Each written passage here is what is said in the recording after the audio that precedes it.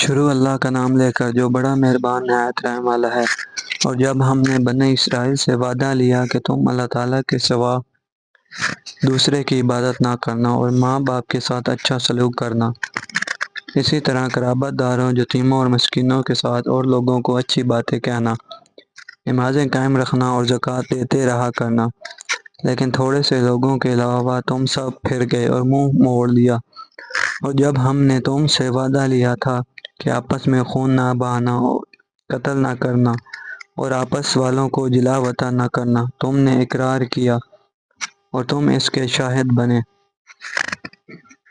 لیکن پھر بھی تم نے آپس میں قتل کیا اور آپس کے ایک فرقے کو جلا وطن بھی کیا، اور گناہ اور زیادتی کے کاموں میں ان کے خلاف دوسرے کی طرفداری کی۔ ہاں، جب وہ قیدی ہو کر تمہارے پاس آئے تو تم نے ان کے فدیے دیے، لیکن ان کا نکالنا تم پر حرام تھا، اس کا کچھ خیال نہ کیا۔ کیا بعض احکام پر ایمان رکھتے ہو اور بعض کے ساتھ کفر کرتے ہو؟